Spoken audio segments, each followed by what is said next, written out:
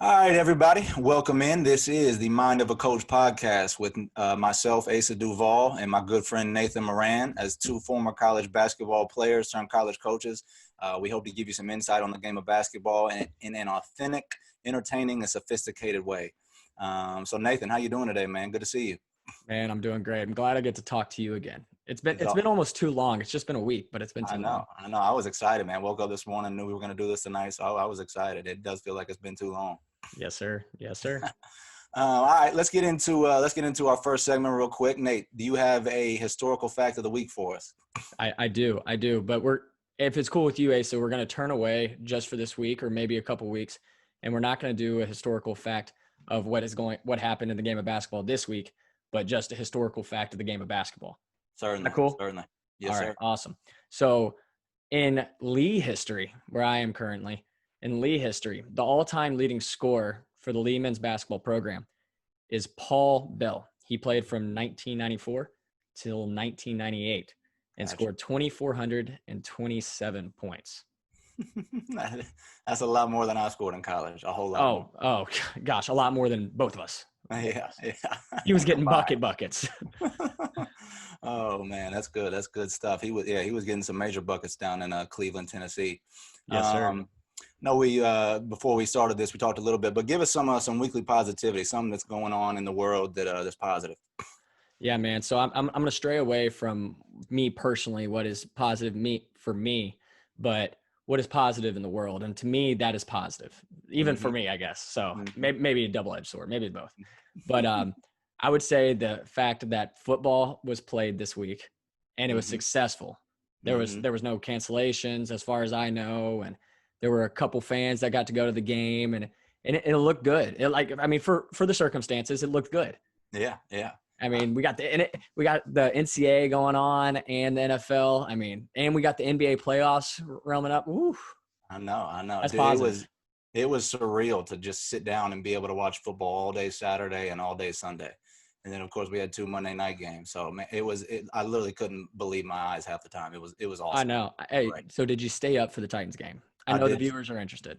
I did. It was an ugly win. Hopefully, it'll be the ugliest one of the season. But a win's a win, so it's only up from here. But I'll take a 1-0 start. Absolutely.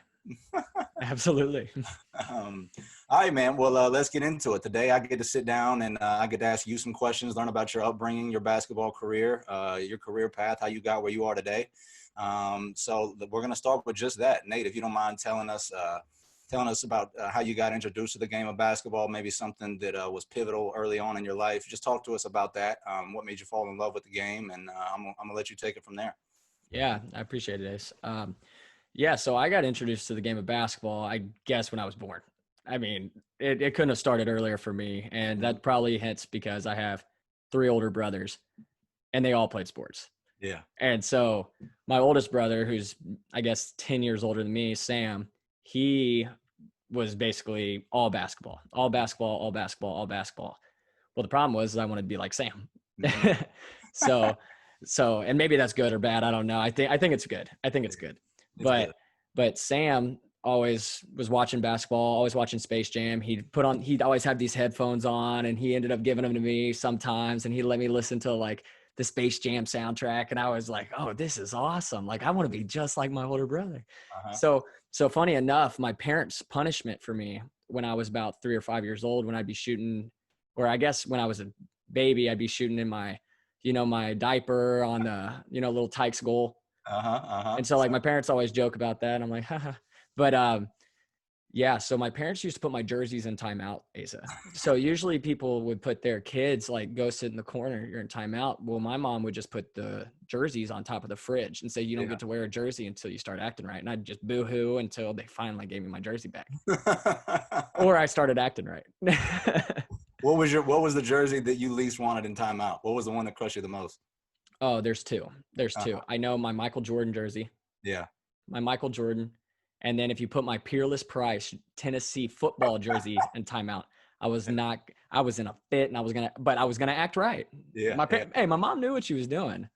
Yeah. I like that. A little parenting tip. I'm going to have to keep that one in the back pocket for the future.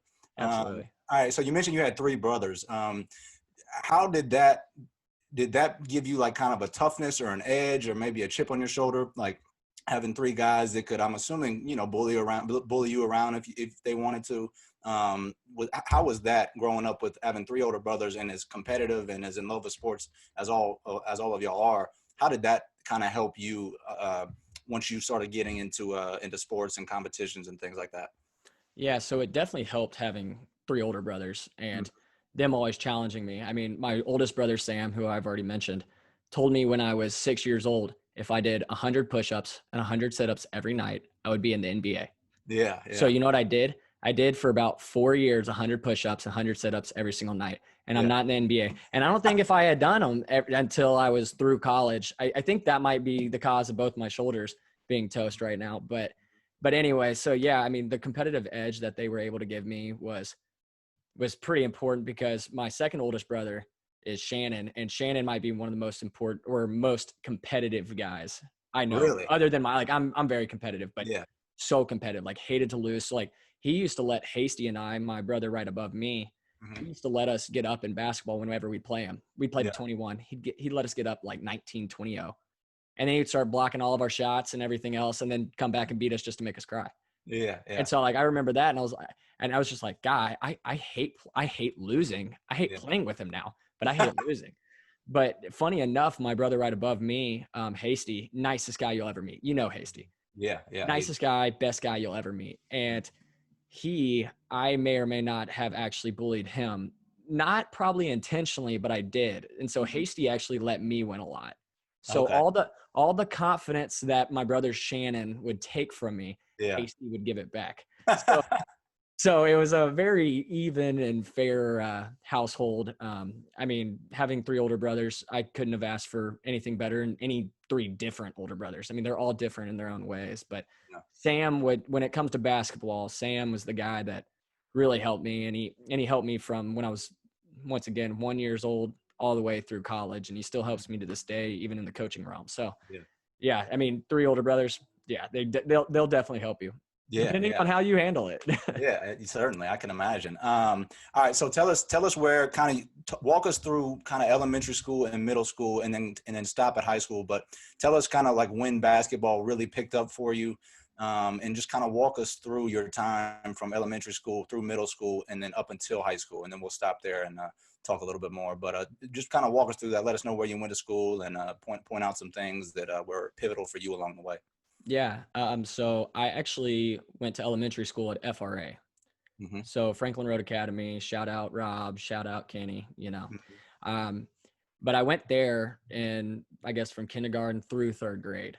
Okay. And during that time, I played in this grassland league, or not grassland league, but I played for this grassland like travel team, I guess, Yeah. and coached by Rip Johnson. Yeah. And I don't Yeah. know if you know who Rip Johnson is, but Yeah. the Rip was my coach at one point. I love Rip. really, Oh, he's one of my favorites, man. He's one of my oh, favorites. yeah, and he's gonna shoot it to you straight.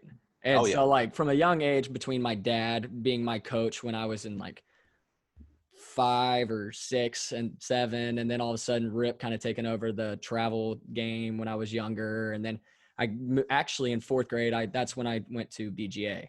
Okay. So around that time, I was still playing with Rip, and then we turned in fifth grade. I went to the Tennessee Tigers.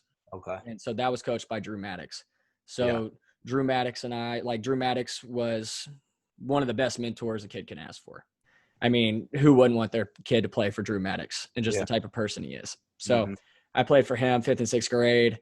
And then in seventh grade, I was going to play for the Tigers. And, you know, I wasn't bad at the time. I was just very short. Hmm. Everyone started growing about fifth, sixth, seventh grade, and Yeah. I just didn't. Yeah. And so I was in seventh grade, I was 4'9", Hmm. very short for seventh Yeah. grade.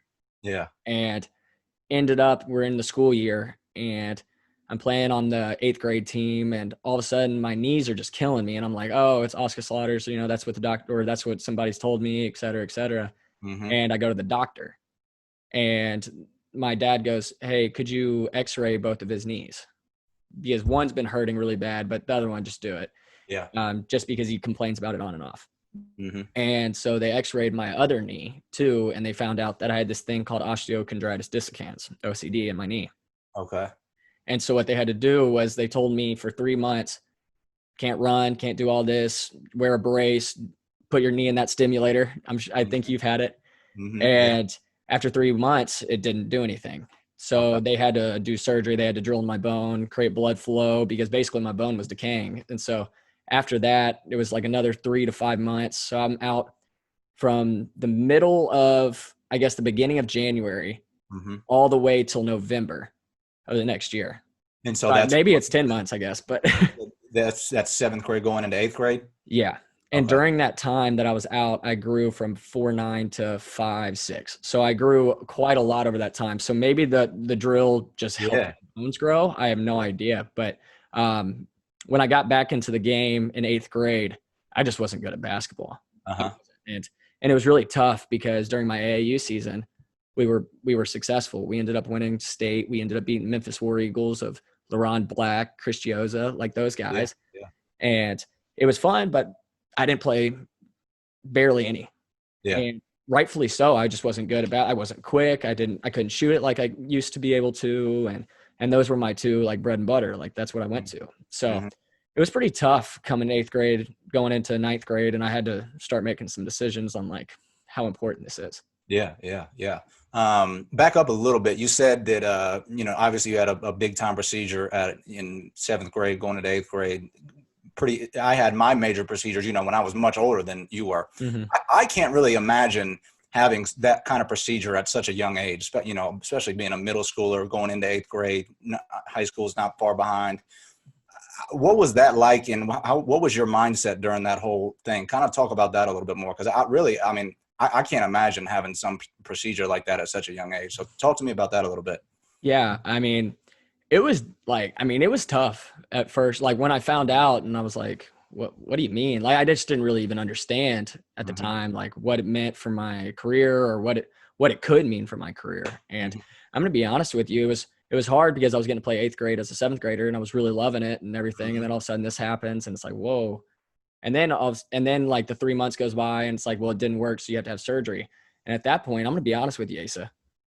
I was like, dang, I'm not going to get to run cross country this year, Yeah. because I'd always run growing up with my mom. My mom would always go run 5, 10, whatever, how many miles. And I'd be like, can I join? And then I'd probably end up running half until she would be like, I'm gonna have to take you home now. But, Yeah. Yeah.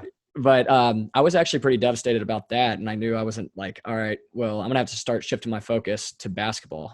And Right. so like I had to quit travel baseball and all of that if I wanted to be good at basketball. And that, I guess for a seventh grader, it just started a little earlier Okay. than it would for most people, because a lot of people will give up other sports, maybe their junior year of high school, Right. maybe their Right. senior year of high school, be like, okay, I want to go to college for this. Yeah. Well, at seventh grade, I was like, all I want to do is play basketball. Yeah. So I'm gonna have to start sacrificing some things right now.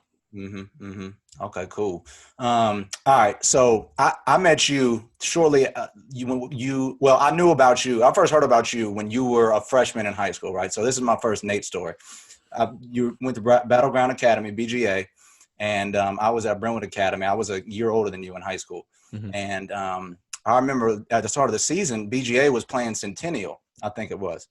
Yeah. And they were like, yo, this little kid, Nathan Moran, I think you had like 29 points or something, maybe like 33, but you had a really good game against, it was Centennial. Am I correct in that? No, you're right. You're right. Okay, yeah.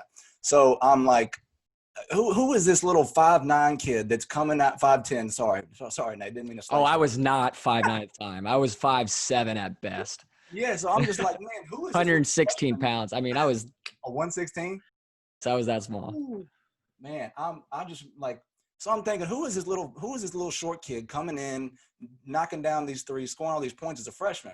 Anyway, I just say that to say that's my first Nathan Moran story. So talk to us about your transition from eighth grade, coming off of that injury, moving into high school, and then just take it from there. Walk me through that whole process of what was going on throughout high school in the beginning and throughout the rest of your career. Yeah, man. So after eighth grade, I told you it was a really bad year. I just wasn't very good. I actually went to my mom like crying. I was like, and I'm an emotional human. So I was crying. I was like, I don't think I want to play basketball anymore. I'm not good. My mom was like, what?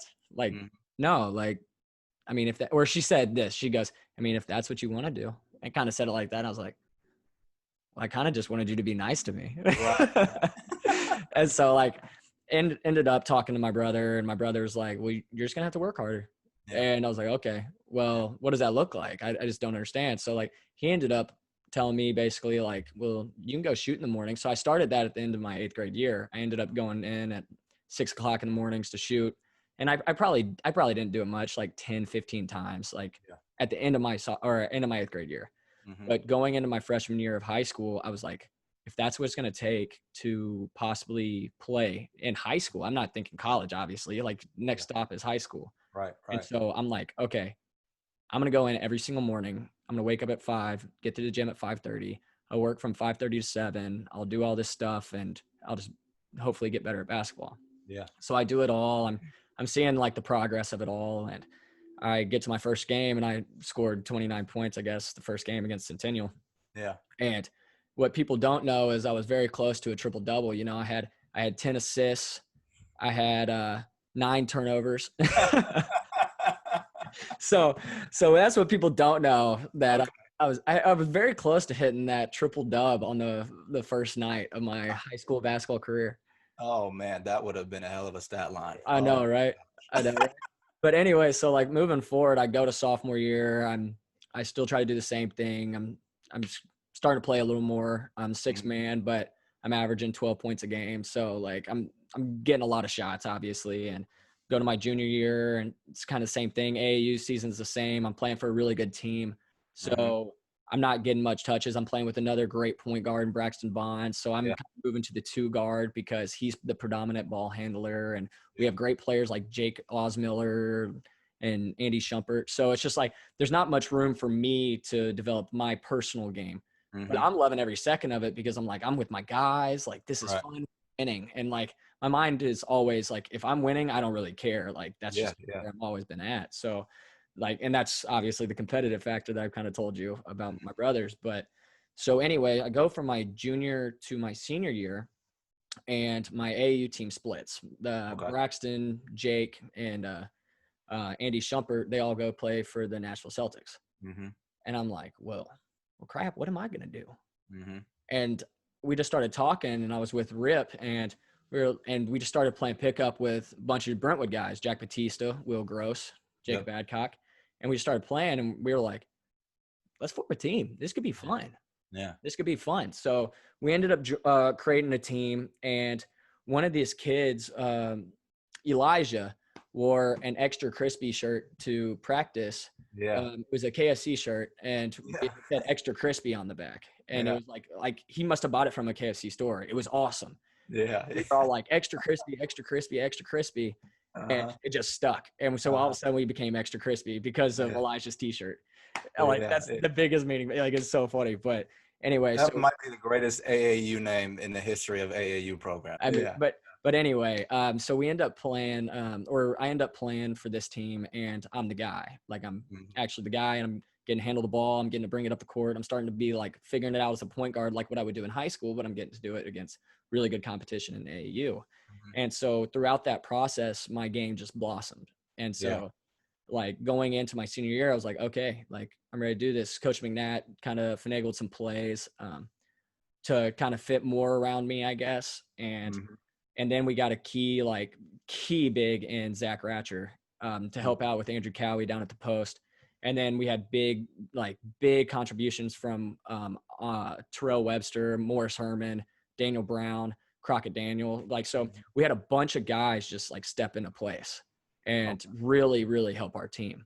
Yeah. And I'm probably missing a couple more that I'm just can't think of right now, but our team was really good. Ronald Cleveland, but our team was really good. Yep. And it was the first time that we did a new system where we called it Bedlam, coming off of VCU's, what was it? Not Havoc, but it might have been Havoc. I think it was Havoc. I think UTC was Chaos. Yeah. Okay. Yeah. So anyway, so we started using that. And when we started doing that, we were so deep. We had 10 seniors, I think, and we had a couple other guys that we were just running, and we were playing full court defense, trapping, doing all that stuff. And we just had a really successful year because everybody bought in. So going forward, we end up winning the district championship, winning the state tournament, and It was, Okay, it was, hold it on. was All right, awesome. all right. Okay, now stop right there. I'm gonna back up a little bit. So, all right, you said you played on a team where y'all were good, but you weren't really the guy. You were playing second fiddle to some other players, Mhm. and then all of a sudden you get on this team where you are the guy. How did being on a team where you weren't the guy kind of had to fit in, find a role, and accept that role? How did that help prepare you for when it was your time to be the guy? Oh man. I mean, there's nothing like doing. Yeah. There's nothing like doing. So I could have said I wanted to be the man. Oh, I'm ready for this. Hmm. But if I'm not out there and I'm not getting reps at it, then there's no way for me to possibly do it. And Yeah. so that's when I look at kids that are playing in the wrong AAU team, just trying to fit in and be cool and play for the highest level. It's like, no, you can be successful and really grow your game somewhere else with getting the Yeah. correct reps. Yeah. But that's just a personal story for me. That's not the same for everybody. Like there's multiple stories where you go for a big team and then all of a sudden you go from a big team to another team and you just grow. But Hmm. for me, it was just like having that confidence. I think I just needed the confidence because not many people have that extreme amount of confidence that no matter where they go, they know they're the man.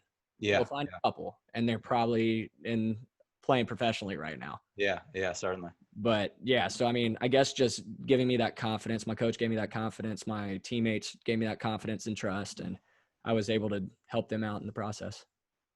Okay. All right. So let's go to high school. Take it out of AAU Mhm. for a second. Was Coach McNatt your coach all 4 years, or was it three? Six. He was my seventh grade, eighth Oh, grade, okay. and college or high school coach. Okay. Okay. All right. I didn't realize that. Yeah, I he thought. got the high school job right after my eighth grade year. Okay. Got you. All right. Well, so I've always had a tremendous amount of respect for that guy. He was kind of Mhm. like Coach King on the sideline in a way where he was animated and he was always up, real fiery, right? Oh And gosh, yeah, you yes. look at him like, dude, this guy is he's crazy. But you could tell that like he cared like a ton about y'all, right? About Yes. y'all, about the game. Talk to me about Coach McNatt and what he meant to you, and I guess your relationship with him. Mhm. Because I am interested. Like I said, I got a ton of respect for that guy. I love his coaching style. So talk to me about him for a little bit. I think the one thing that I learned from Coach McNatt while playing for him was to be a student of the game, Mhm. even when you are at the head, Yeah. because he was always looking for new ways to learn, Hmm. always looking for new ways to grow. And that was contagious with me. Yeah. I mean, that made me want to be better. He would be in there whenever I was in there in the mornings at Mhm. 6 or 5:30. He was there, Yeah. and it was like wow. And then I would like maybe if I got there a little bit early, if I got there at 5 and I went to his office, he was there. Yeah. Like I Yeah. wasn't beaten, and I would try to test it sometimes. I wanted to beat him, but Hmm. like he was the guy that if something didn't go well in a game, he was going to stay up all night and sleep at that gym because he was going to figure it out. I mean, Hmm. that's the type of guy Coach McNatt is. But the person he is even better than the coach he is. Yeah. Yeah. The person he is a faith-driven man Hmm. who wants nothing more than to see his players succeed. And like the cliche says, like succeed in life. Like, but seriously, he wanted his kids to succeed in life. Yeah. Yeah. And as a high school coach, that's very tough because there's all these egos that go on. Hmm. Everyone wants playing time and all this stuff. But Coach McNatt, no matter who it was, cared for them the same. And whether he was going to portray it in the way that you wanted it, it was just like because he was so fiery and passionate. Like if you looked past it, he was so loving and caring for everybody that he coached. But shout out Coach McNatt. I 100% believe you because, like I said, I mean, you could tell even by just the way that he coached, that he was genuine and authentic, and it wasn't an Mhm. arrogance thing. That was just the way he was, and that was just how much he cared. All right, so back to so you were extra crispy going into senior year, correct? Yes, sir. All right, so AAU season ends. Talk to me a little bit about where your head's at in terms of college at life after basketball. Don't get into it yet, but just tell me where your mind's at going into your senior year. Not really sure what your future is going to look like. I'm gonna be honest, man. Going into my senior year was kind of where I've really found a relationship with Christ. Mm-hmm. And I mean, I would call myself a Christian all the way up until it, but senior year was one of the biggest times where I found that relationship and what it meant, and just understanding that God will take your burdens. And Mm-hmm. so, like, obviously, I've told you that I always wanted to play college basketball, and so going into senior year it was like I had a lot of D3s.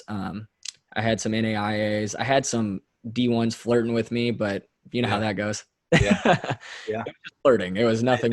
They do a lot of flirting. They do a lot of flirting. They were flirting, but nothing else. And so just going into senior year, I was like, man, like I really want to play Division I basketball, but you know what? Maybe that's not going to happen. And although, and that's kudos to my parents because they told me don't put off anything. Don't ever put off anything because anything could be the best situation for you, no matter what level. That could be the best situation for you. And so finally I believed them, but I was like, no, like I was stubborn. I was like, no, I'm going to play Division I. Yeah. Division I. I'm going to get the scholarship. I'm going to get the scholarship. So that was kind of where my mind was at going into my senior year of school ball. Yeah. All right. Okay. Now hold that. So now let's go to on the court senior season. Tell me about that. What was that like? Oh man, it was awesome. It was awesome. I mean, personally it was successful, but team wise, it could not have been better.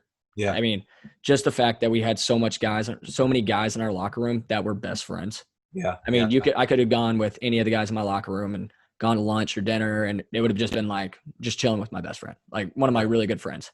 Right. And so that makes a team, like the chemistry and everything, so much better. Yeah. Yeah. And so just getting on the court, I trusted every single person I played with. I trusted them in different ways, but I trusted them. I trusted that someone would have my back and take a charge.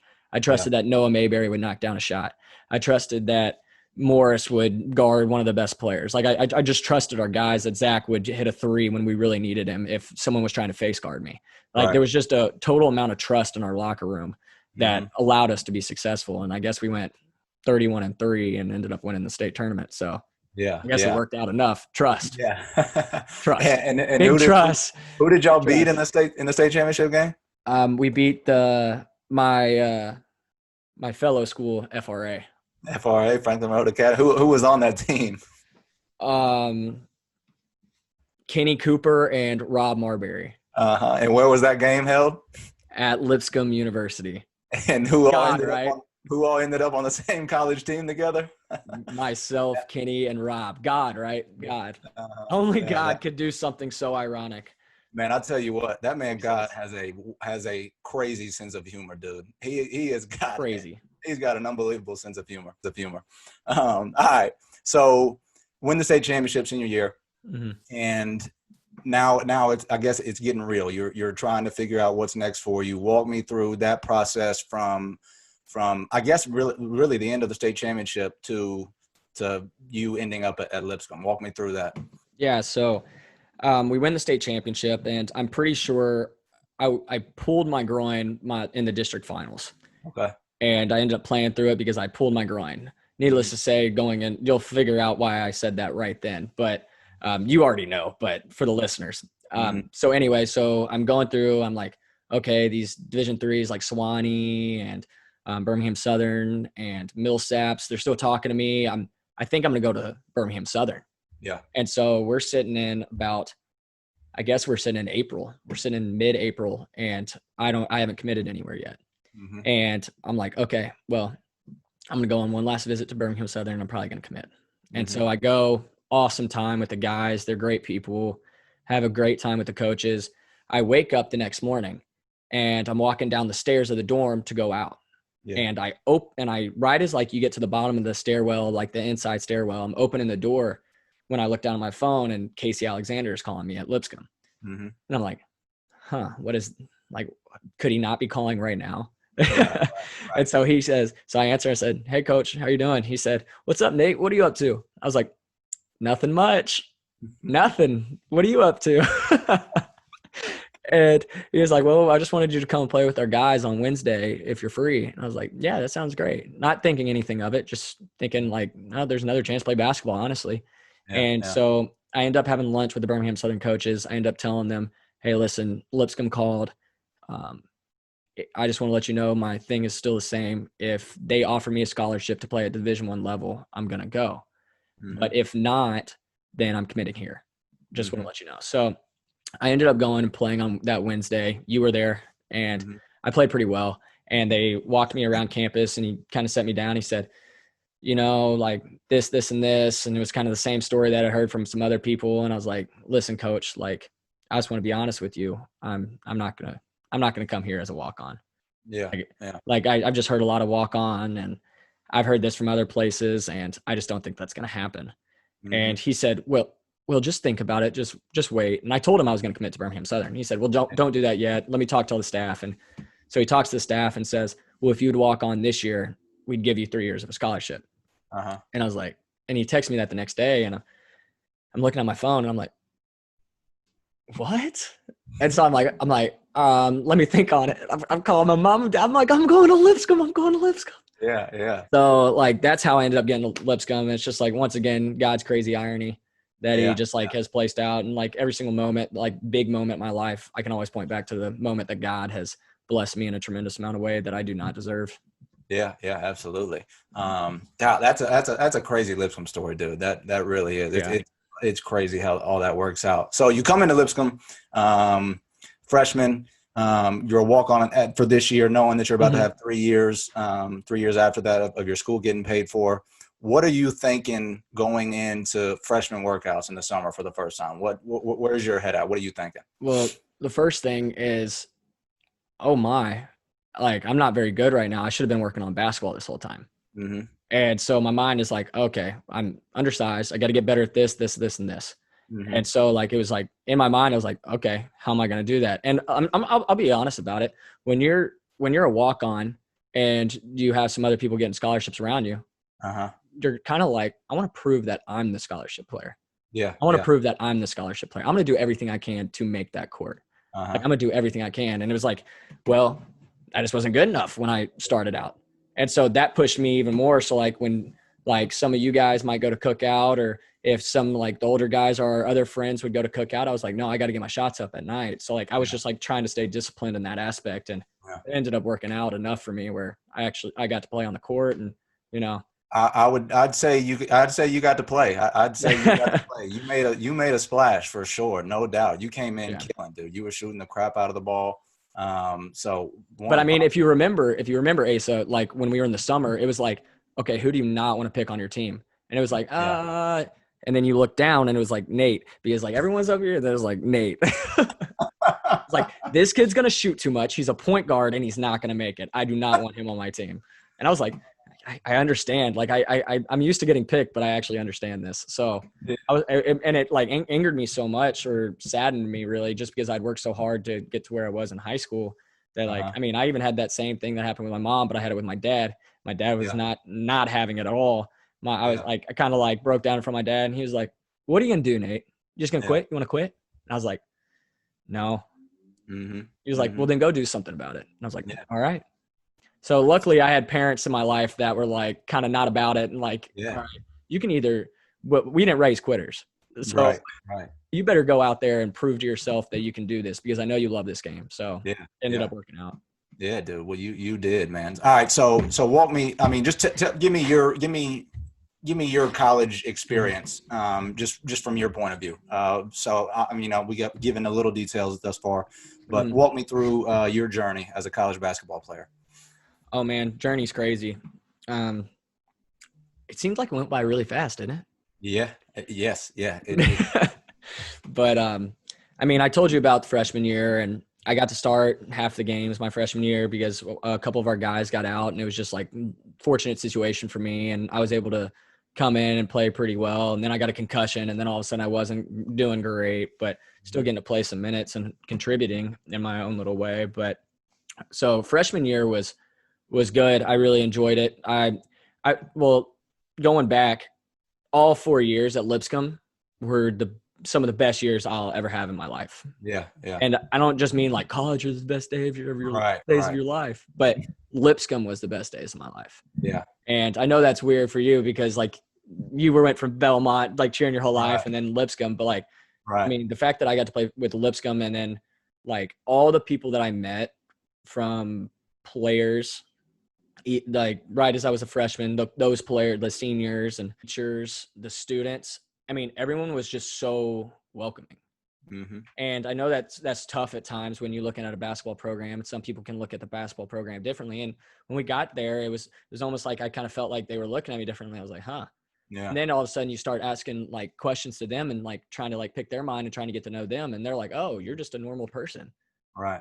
So like Lipscomb's community is like my favorite thing in the world. I love Lipscomb with the bottom of my heart. But so like that experience was great. Coaching staff was great and everything else. But sophomore year, I was starting, but the December we didn't win a single game, Asa. Yeah. And that was like depression, like situational depression. I was like, holy cow, I love basketball, but I've never lost so much in my life. Right. This is tough. And so I was like, how are we going to get out of this? And then Josh Williams goes down. I mean, our best player at the time. It's like, what the heck is going on? How are we getting out of this hole? Yeah. And then we were just like, but I felt like everybody kind of came together during that time and was like, we're just going to keep trusting coach. We're going to keep trusting coach. We're going to keep trusting coach. And JC was playing well. And then all of a sudden Garrison comes on the scene. Yep. And then all of a sudden we start winning some games. We get to the semifinals against Stetson.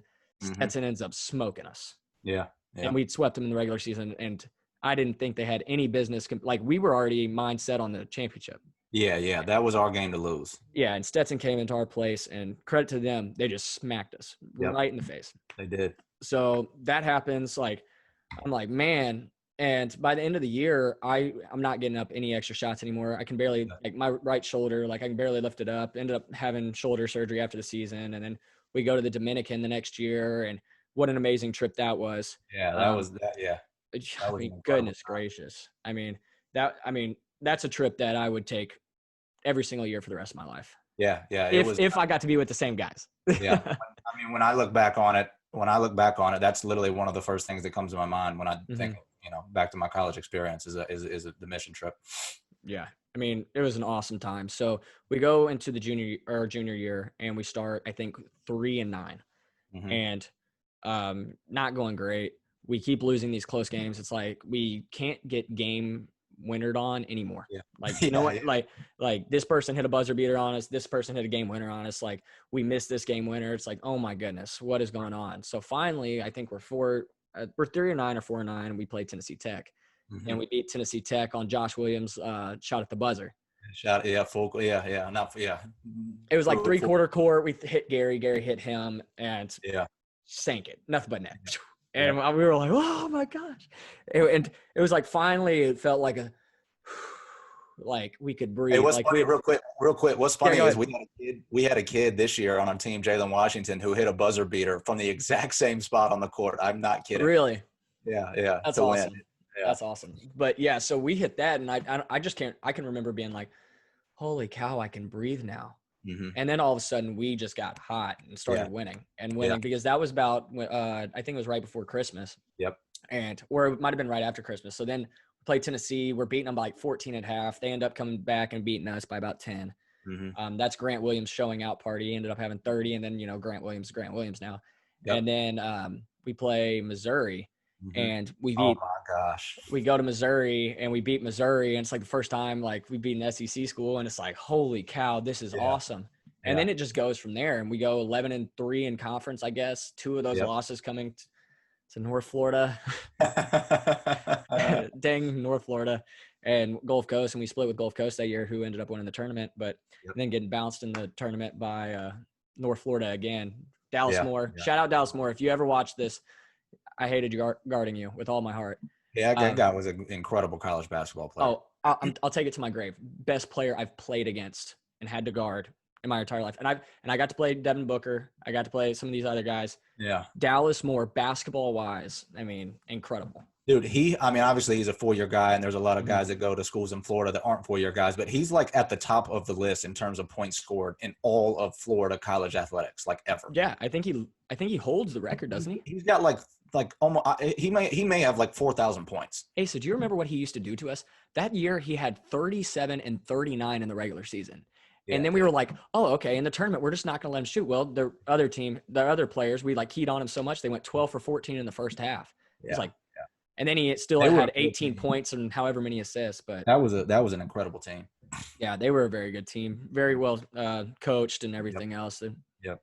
Solid players around him. But anyway, so junior year happens, and I'm pretty miserable halfway through junior year. Like my hips are not doing well.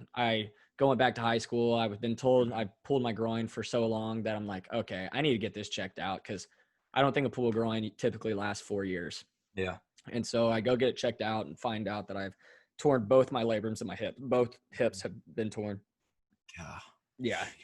And so I end up deciding I'm going to have surgery just because I'm struggling to it's tingling, it's hurting. It feels like I'm bone on bone. I had the first surgery. It's successful. No microfracture. Second surgery happens and they had to my cartilage was all the way peeled off. So they had to remove it, drill bone. So basically my right hip is bone on bone. And I was like, man, like I want to play this year, but I don't know if I'm going to be able to. And and maybe that was part of the self-doubt I put in myself early on that didn't allow me to play. But that's where my mind went, was like, dang, like this isn't going to allow me to play anymore. Because at first I'm thinking, okay, I'm playing. Like 2 hip surgeries, like that's why I'm having them immediately and I'm going to get back. But anyway, going into our senior year, we're playing and we're playing really well. Kenny's doing an awesome job at point guard. Michael's doing a great job stepping in there too. You go down with an ACL. We have guys like Aaron and Garrison and, Rob. Eli and Rob, obviously.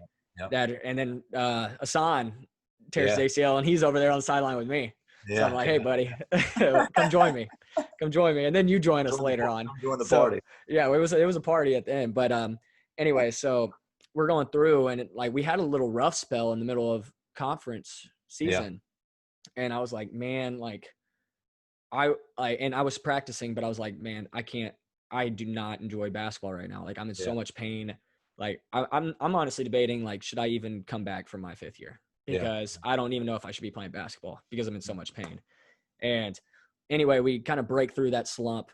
We end up getting to the conference tournament, get hot, and beat Gulf Coast in the conference finals, get to play UNC in the first round. And holy cow, do you remember walking out on that gym floor?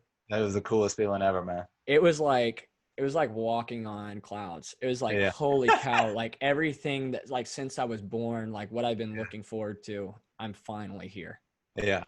And it was bittersweet, to be truthful with you, just because like I'd gotten to start and play for 3 years, and then it was all of a sudden like I'm not getting to play and they're better. So it's like humbling too. And so like to that point, I was like, man, wow, this is crazy. Holy cow, Lipscomb is in the NCAA tournament. Like this is the first time ever. So like stepping back and thinking about it, was like, I would take not playing and getting Lipscomb to an NCAA tournament over playing and going another December and not winning a game. Right. Thank you, Garrison. Thank you, Rob. Thank you, Asan. Now, like, thank you guys. But anyway, so like that happened, and then I go into my 5th year, and we have a successful season. I'm not playing as much. Hang on, stop right there. So after going into your grad, what went into your decision to decide to do your 5th year? I just after the way your body was feeling, how did you make that decision? At the end of the day, I was just like, I don't want to go out this way. I don't want to go out this way. Selfishly, I was 18 points away from 1,000. I was like, I'm not quitting without getting to 1,000. That was selfish. And then I also looked at the fact that we had Gary and Rob coming back and Eli. And I was like, and Kenny and Michael and just like our guys were coming back. And I was like, this is another chance to have a great year. And no matter how much I play, and obviously going into it, I'm thinking I'm going to try to play as much as possible. Like I'm going to try to work for that starter job back, even though like I know what I'm doing right now, like I'm not capable of it. Like even in preseason, I was like, I'm just not the same. Like I'm not the same. I can't shoot the same. I can't move the same. It's just killing me. And so anyway, it all starts and everything. And I end up playing 13 minutes a game my 5th year. And that's tough because like my freshman year, I played 21.5 minutes a game. So going to 13, it's kind of like whoa, that's a jump back. I haven't played this many minutes since 8th grade when I was in AAU. Right.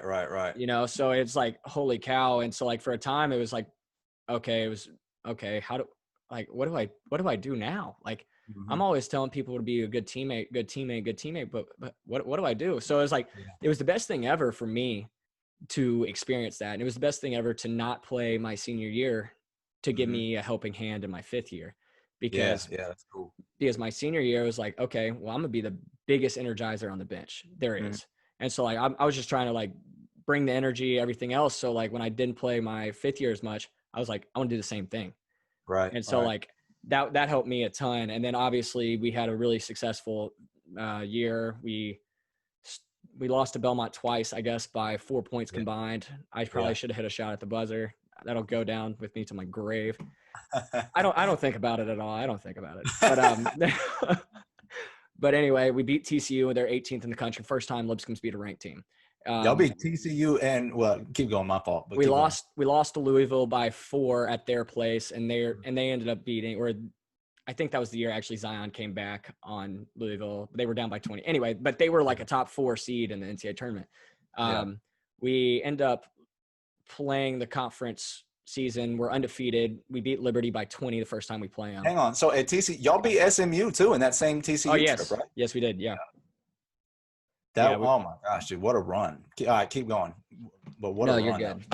So we go to the conference season, and we're like 10-0, 11-0, or something like that. Mm-hmm. And it's like we're rolling. But then it almost feels like everyone's just starts getting a little more nervous. Really? I guess it just felt like that. Maybe that might not be the case. Almost because there's kind of like an expectation now. Yeah. You think? Mm-hmm. Yeah. And so we played Liberty, and we just came out flat, and they beat us by 6 or 8 or something like that at our place. Yeah. And at that point, it's just like, are we really not that – like we kind of like – I think we kind of second-guessed ourselves. Really? Because then all of a sudden we go to Florida Gulf Coast, and we lose to a Florida Gulf Coast team that's not one of their better teams that they've had, but they beat us. Yeah. And that basically knocks us out of an at-large bid. Yeah. So at that time, our net ranking was hovering around like 30, 35, in that range. And then losing to Florida Gulf Coast, who had a net ranking of like 280 or 300 or something, knocked us like back to like 60 or something. And so I was like, we're not going to get an at-large bid, especially if we have to lose another game to Liberty in the championship. So we're going through it. We're like, all right, we got to win the championship now. We got to win the championship. We got to win the championship. We went out, we win the first game in the conference tournament. We win the second game in the conference tournament, and then we get Liberty. Mm-hmm. And that game was a tussle the whole time. It was a great college basketball game. They could not have played a more perfect game. I mean, kudos to them, because if we had caught them on another night, I'm biased here, but if we had caught them on another night and they were not, their Coach McKay completely slowed the game down, played it perfectly how they should play against us. They slowed it down. They hit all their shots the first time. They weren't getting offensive rebounds, but they were hitting that first shot. They were driving, hit it, boom. And it was just like, well, what do we do? Like we're playing back and forth, and you're turning your head. And then all of a sudden, about a minute in the game, it's tied, and they hit a shot. We miss a shot. They hit 2 free throws, and then it's a game from there. So from that point, that was one of the hardest losses that I've ever taken, because it was like, man, I'm never going to get to play in the NCAA tournament. Right. Yeah. So, I mean, I'm assuming that was part of your motivation for coming back, right? Wanting to have another shot at making it to the tournament. Oh, absolutely. And then, I'm sure at this point, not knowing what the rest of your postseason is going to exactly look like, I'm sure you're devastated and just beside yourself at this point, right? Yeah, absolutely. And even getting news that we were going to the NIT was like, man, we're not an NCAA. And whoever wants to admit that, I'll admit it on here. Yeah. You feel that way. You feel that way. No one's like pumped up to go to the NIT. Right. But we played Davidson. We squeaked out one. Michael Buckland played. What is like? Sorry. What is like go ahead. What's all y'all's mindset once you lose, and then like how? I mean, honestly, how are you even getting motivated for practice at that point? How are you approaching it? How the whole team approaching it? I think it's the fact that you have one more opportunity to play with the guys that you played with for 4 years or 1 year. Like you built this thing since the summer.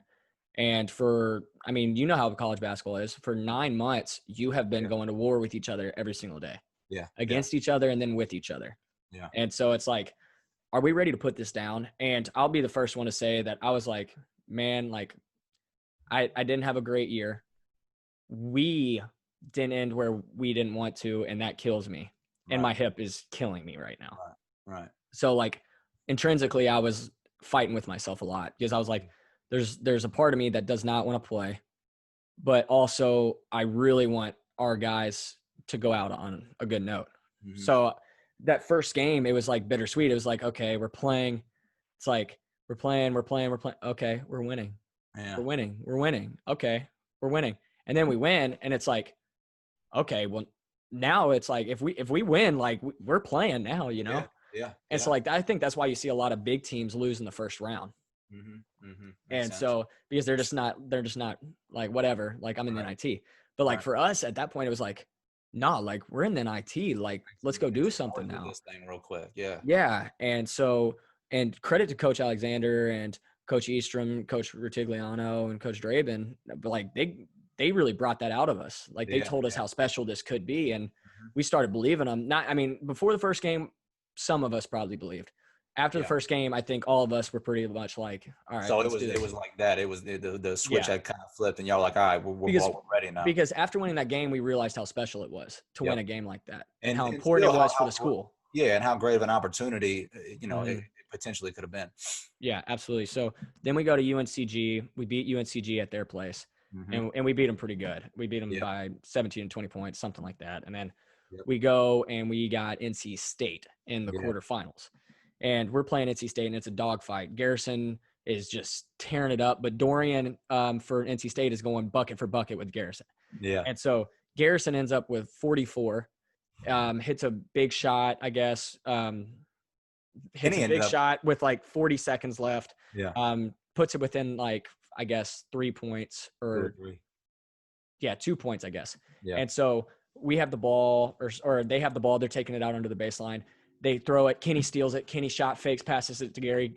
Gary shot fakes, passes it to Kenny in the corner. Kenny hits it in the corner. And we're like, what the heck is going on? Like, did we just go up by a point against NC State with like 8 seconds left or whatever it was? Yeah. And so, or I guess it was like probably like 14 seconds. But then all of a sudden, NC State comes down. They make a move. They hit a little running teardrop.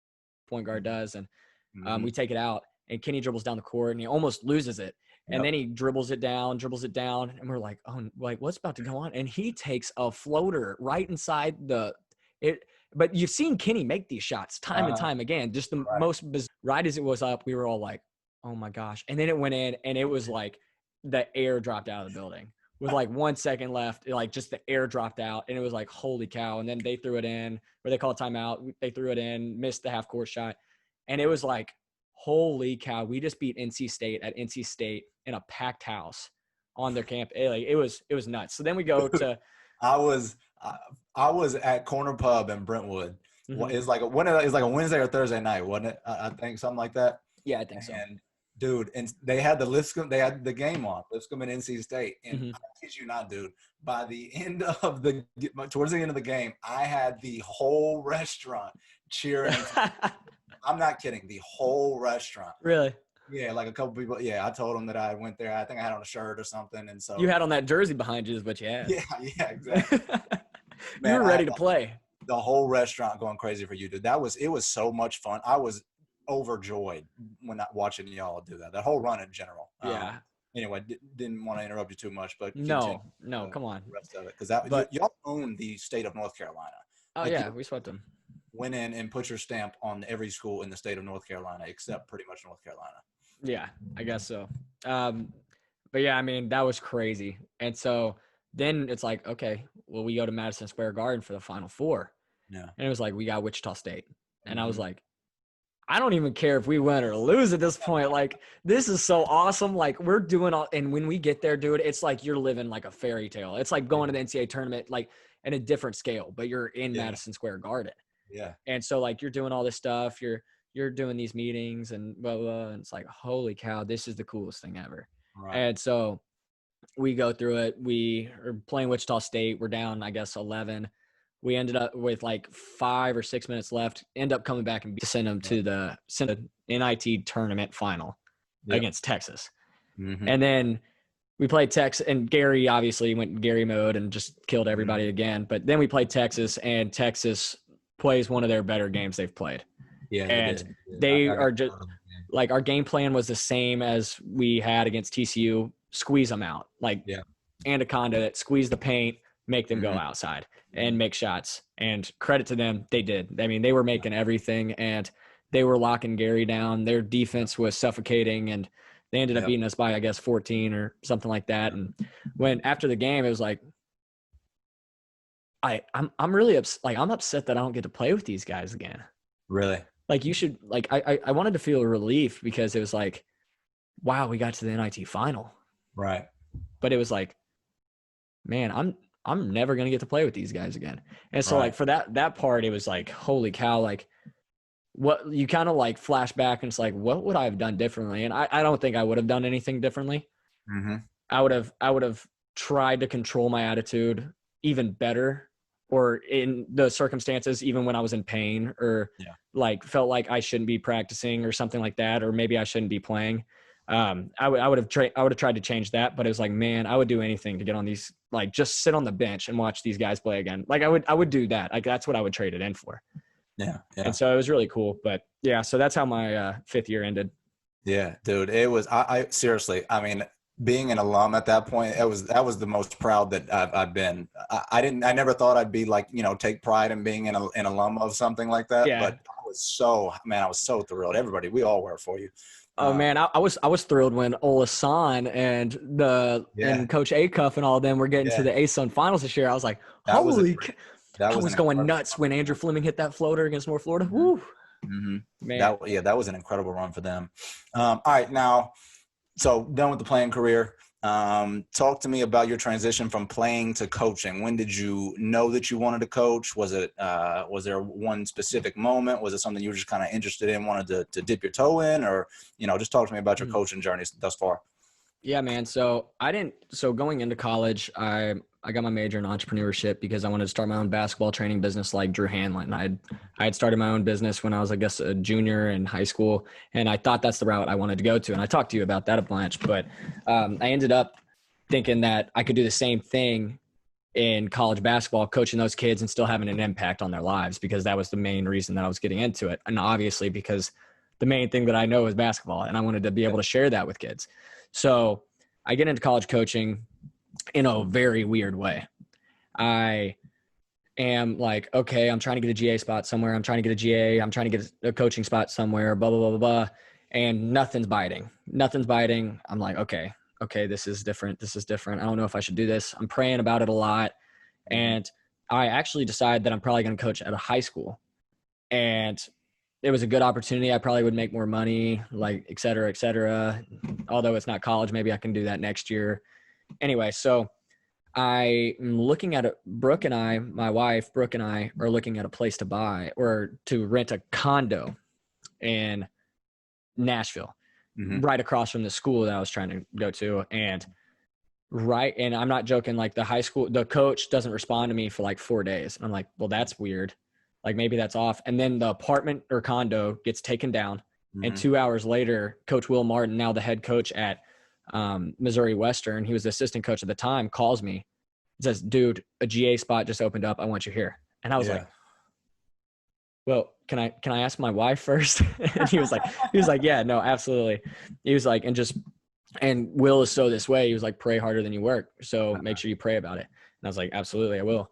And it's just another moment in my life. And we ended up going there, but it's just another moment in my life I can point to and look back at and see that God's covenant, like his promise to me and my family. And although that I'm not perfect, that he's still there for me. And he just keeps working these things out. And it's just like, holy cow, like there's no other way that these things work out other than God's good grace. No other explanation.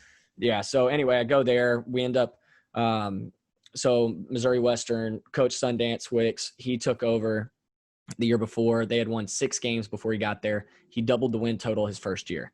Okay. And then so I get there and they won 12 games. And we go from 12 wins to 18 wins, make the conference tournament for the first time in I think 10 years, break all these records. You know, we lose 1 game at home. I mean, just a phenomenal first year, and just being able to be a part of that turnaround process was great. And then at the end of the year, Corona hits, and it's like, well, what the heck am I gonna do? Like, I'm planning to come back to Missouri Western. And so when that hits, it's like all of a sudden this stuff starts going up in the air. And it's like, well, Coach Wicks takes a job at Wyoming. Coach Martin gets promoted to head coach deservingly. And I'm just like, okay, I'm in a spin. Like, I need to figure out what's best for my family at this point, because like I have to care about Brooke and I now. And we had made such good friends at Missouri Western and the coaching staff that it was just like, I want to be here. And so like, I was just like, I want to be here. I want to be here. I want to be here. And then I got an opportunity at Lee that kind of came up and gave Brooke a great opportunity for school and everything else. And we were like, holy cow, if this works out, like this would be silly of us to not consider it or even bite on it pretty fast. Right. And so when that did end up coming into fruition, we were like, okay, Brooke wants to be here. She wants to be closer to my family. Although she loves it in Missouri, I want to be here closer to my family. And I knew Coach Smith at Lee. He actually recruited me when he was at Sewanee. Okay. So how the world just like Yeah. kind of ties itself together. And then Coach Yeah. Rose actually played at BGA Okay. way back when. So like I kind of knew like all these, like I had these connections, and I was like, that's crazy that something like this will work out.